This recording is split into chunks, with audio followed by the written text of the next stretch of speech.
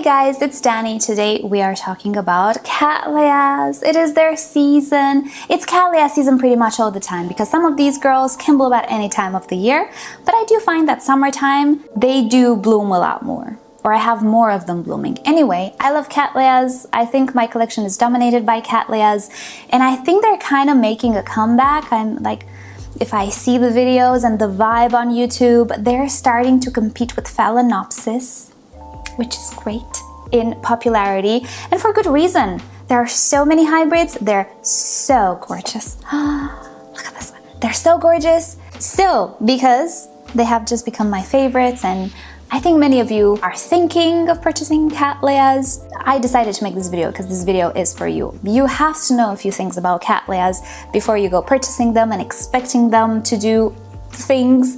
I just don't want you to be deflated because you have, no reason to be deflated. I don't want you to like put them away and never buy them again just because you bought the wrong Cattleya for you. You can buy the wrong Cattleya for you, sadly. So we're gonna talk about that today. But before we start, don't forget to give this video a like if you end up enjoying it and you learned something new, and maybe it ends up saving you some money, who knows?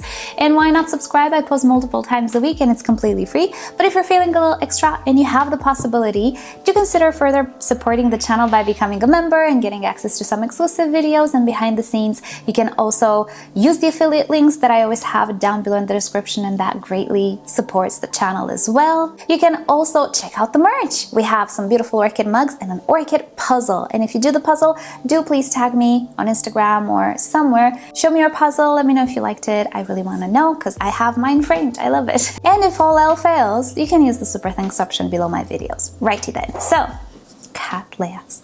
Now if you're a beginner with Cattleyas and you don't know anything, like anything about them, this is not the video you should start with necessarily. You have in the description of all of my videos a beginner friendly tutorial on Cattleyas, which goes through quite a lot. Like if you watch that video, you will have a very good general understanding about Cattleyas, I would say, because that was the aim for that video. So you will know how they grow, their pattern of growth, you will know their sensitivities, you will know a little bit about when they bloom and so on, so you'll have a little bit of knowledge because this video goes into the different types of Cattleyas that are out there and that you should be aware exist. So Cattleyas, there are a gazillion types of Cattleyas because there are so many species that have been hybridized, giving birth to thousands upon thousands of hybrids. And because the species are so different, the hybrids will be different in between them as well, and they will act a little bit differently. So first and foremost, let's start with the seedlings, right? Because we're all tempted to buy seedlings since they're just so much more affordable than a mature orchid. When we purchase these seedlings, you will see often nurseries saying they are 36 months away from blooming. Take that with a boulder of salt, because it's not necessarily true. Some, yes, they will be 3 years away from blooming because some have a very predictable growth pattern. Some Cattleya orchids grow one pseudobulb per year, no matter the age. And you cannot shake them out of it because that's their pattern of growth. So obviously with one pseudobulb per year, each one bigger than the other, it will take approximately 3 pseudobulbs to reach mature size or something like that, right? So we can predict it. But with something like this, you cannot predict. Why? Because this is a hybrid with a miniature-ish sized Cattleya orchid, and as you can see, we already tried to bloom, and this is a orchid that said it was 3 years away from blooming. It bloomed in 12 months, or tried to bloom. It was the first blooming, but blasted, it's fine, it happens. But it tried to bloom, it's mature. It's already mature. Can it grow a little bit more, a little taller? Absolutely, but that doesn't necessarily mean blooming size. Blooming size is when the orchid is capable of blooming. And sometimes these Cattleyas are capable of blooming when they're like this. Some are not, many are not, but some are. And size is not always a good indication of an orchid's age. Look at this. This one might be just as old as this one, but it's a bigger sized Cattleya orchid. Luckily for me, I already see a sheath. Now, will it produce buds? I don't know, probably not. Probably we need another pseudobulb, a bigger pseudobulb. Sometimes these orchids produce blank sheaths. Another thing you should know, but anyway, so it's impossible to know. Sometimes you can set back a Cattleya orchid, a seedling, so much that it stops being a 36 months away from blooming and it becomes a 50 months from blooming. Yes, I have Cattleyas in my collection for 8-7 years maybe. Never saw them in bloom because I kept setting them back. Never once saw a bloom. 7 years. Are you prepared to wait that long? Is like $5 worth it? Maybe it is. So which orchids are prone to growing slow? Well, it's not 100% sure, but I would say any orchid that is very, very close to a species. For example, I have the Dowiana. Dowiana is a species. She grows slow. I also have a direct or primary hybrid with the Dowiana. Again, grows slow, because we're very close to the parent. We're not a complex hybrid. There are other species that grow very slow. Mossiae is one that I had. Nicosia as well. These species with fluffy, beautiful flowers, they have slow growth. And their seedlings will have slow growth as well. So you have a lot of waiting to do on those. On the other hand, if you get maybe a more complex hybrid or a hybrid with a tinier Cattleya orchid with faster growth, or maybe a Brassavola hybrid, you will not have to wait as much because the orchid produces multiple new pseudobulbs per year. So when you purchase a seedling, just Google that tag and see what are the parents. If you see Maxima Mossiae Lodgesi, Dowiana only in its parentage, it's gonna grow slow. It just is how it is. If you're not sure if, these species, I might have said something stupid now, but I'm pretty sure all of these species have slow growth. But if you're not sure, Google, always. If you don't know what a species is, Google it and, see what people are saying about it, how fast it grows and so on, because there are just so many species that not even I know them by heart. It's just based on my experience and the conclusions that I draw. But Google, everything you want is on Google. It's there, you just need to search for it. If you see a Brassavola nodosa hybrid, that one most likely has a much faster growth. So a seedling of a Brassavola nodosa or hybrid of that will grow much faster. Chances are it will bloom sooner for you, so maybe you don't have to wait as much. If you're okay with waiting, great. If you're not, then maybe Google the seedlings or whatever you want to buy first. It can apply to mature plants as well, because a mature plant can be set back as well. If you don't want a slow grower, go for the hybrids or the Brassavolas. Even the species Brassavola, they have very high growth. Now, another thing you should know about Cattleyas is the fact that some produce sheaths and some don't. And the ones that produce sheaths are the most annoying kind. I love them nonetheless.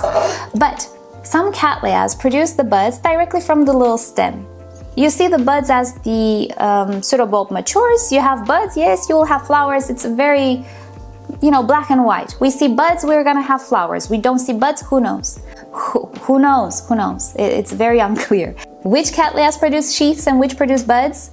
In 10 years or more, I did not necessarily figure it out. I know that the Eclandiae produce, or the Eclandiae hybrids, produce buds directly, but sometimes they do make a tiny little sheath. However, the buds come very fast as the pseudobulb mature. I also know that the beautiful Christelle Smith NR also produces buds. You see them you feel them as the pseudobulb is not even it doesn't open its leaf. You can feel and even see that bud forming.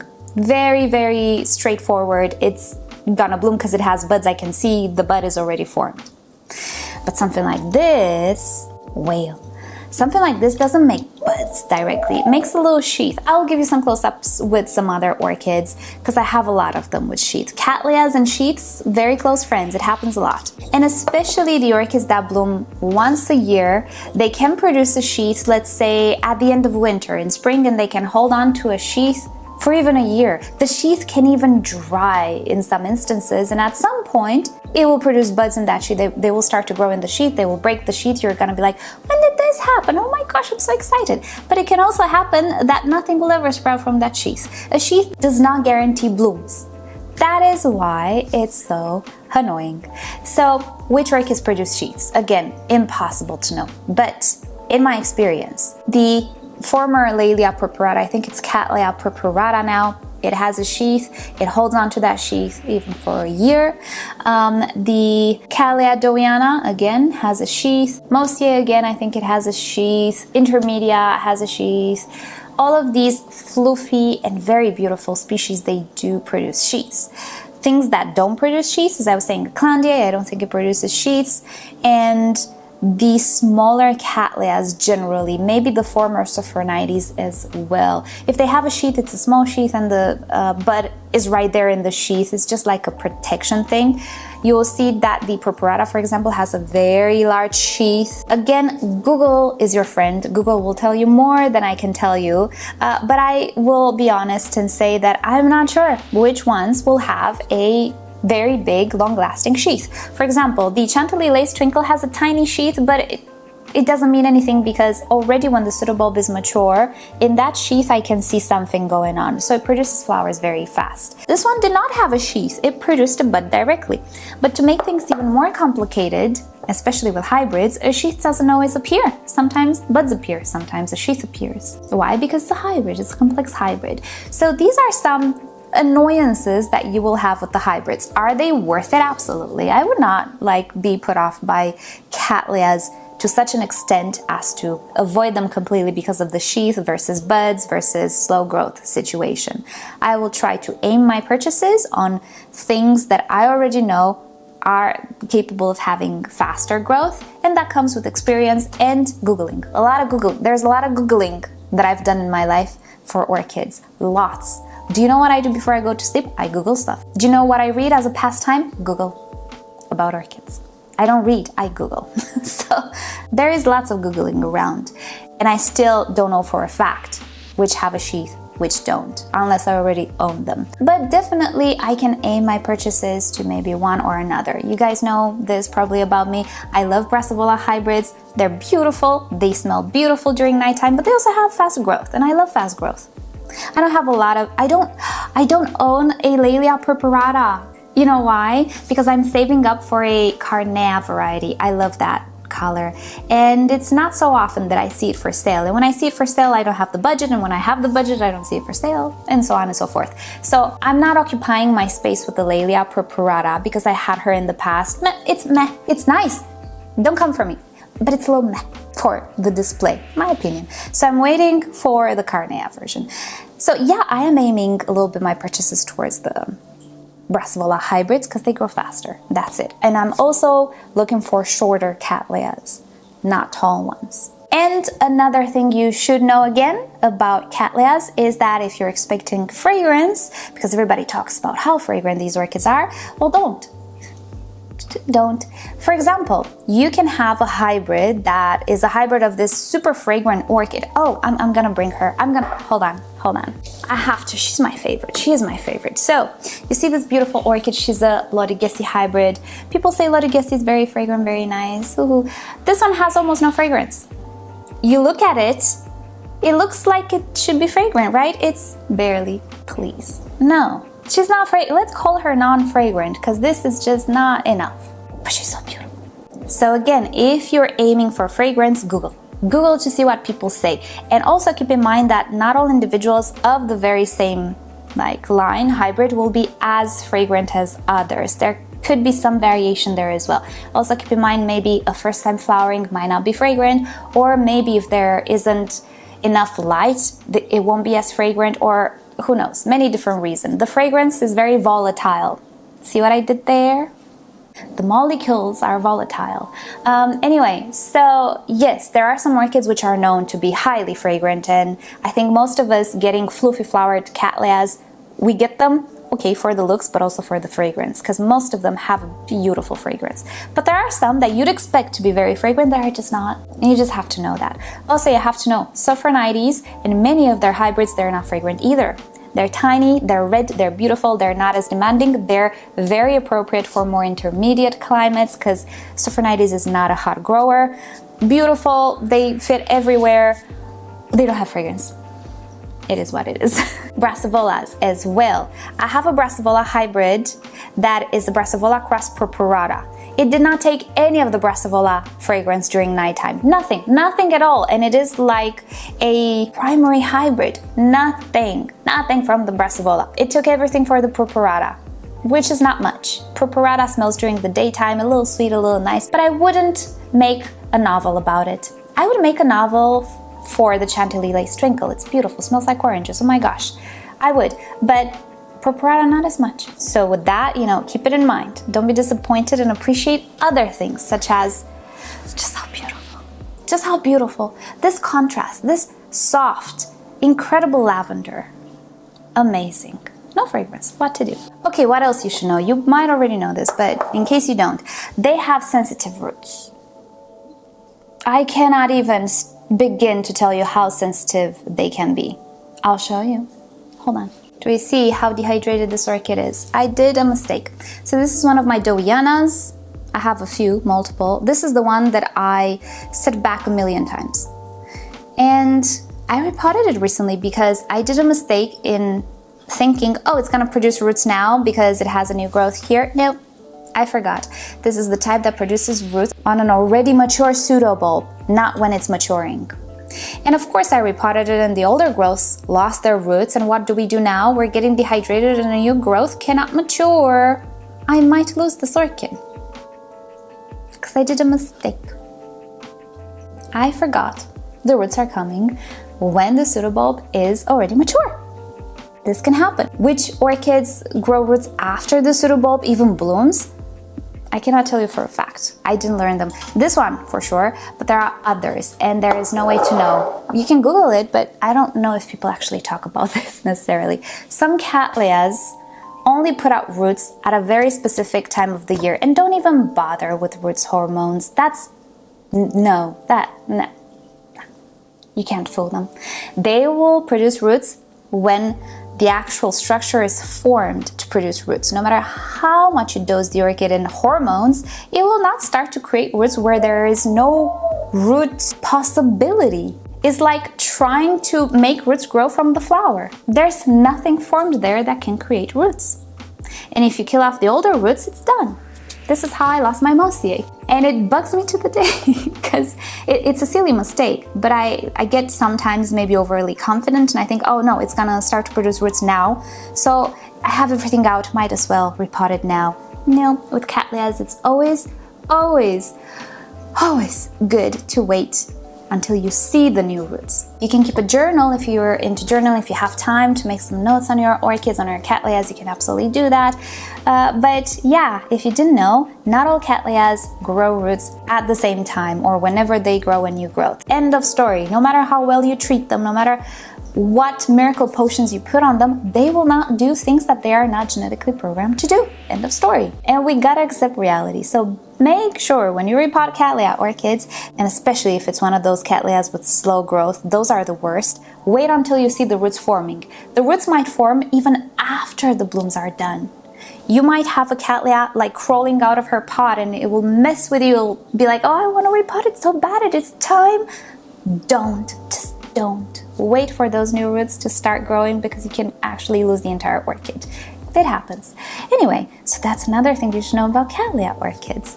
But with all of this said, they kind of keep me on my toes. So I think that is about it. Of course, if you watch the tutorials, you'll learn more about them. Some, as I was saying, are more forgiving than others. Some will still have their roots intact after you repot them. There are those hybrids as well. But especially with those big fluffy ones, those are the trickiest ones, I would say. They require the most heat, the most light, and so on. And as beautiful as they are, you know, if you're not necessarily sure which one is, you know, the best Cattleya for you and you have a budget, go for the Brassavola hybrids. I think that is the safest bet for now. And then just watch other videos, read articles, Google, see what orchids people are presenting and what they say about them so you have an idea about how these orchids perform, because there's really no way to know how your Cattleya orchid will behave. They're their own little persons, quote unquote. And I love them. I can't get enough of them. Right, but it's time to end because I blabbed enough. It was very fun. I loved this video. Did you? Let me know. So with that said, before I go, leave us a comment with your, let's say, troublemakers or with the orchids that you're very proud of and that are very easy for you in the Cattleya realm, of course, and their name. Even if they're hybrids or species, leave us the name and your experience with them. If you have like something special that is like the Dowiana, like Take notes. Dowiana, don't mess around with it. Don't mess around with Mosia either. So if you have these things, let us know in the comments section so we all learn more. And hopefully it will like sediment in my brain as well, because I have the Dowiana for so many years and I keep destroying it. Thankfully I have more. Anyway, so that said, thank you so much for watching. Hope you have a great day and I hope you enjoy your orchids, and I'll see you all next time. Bye!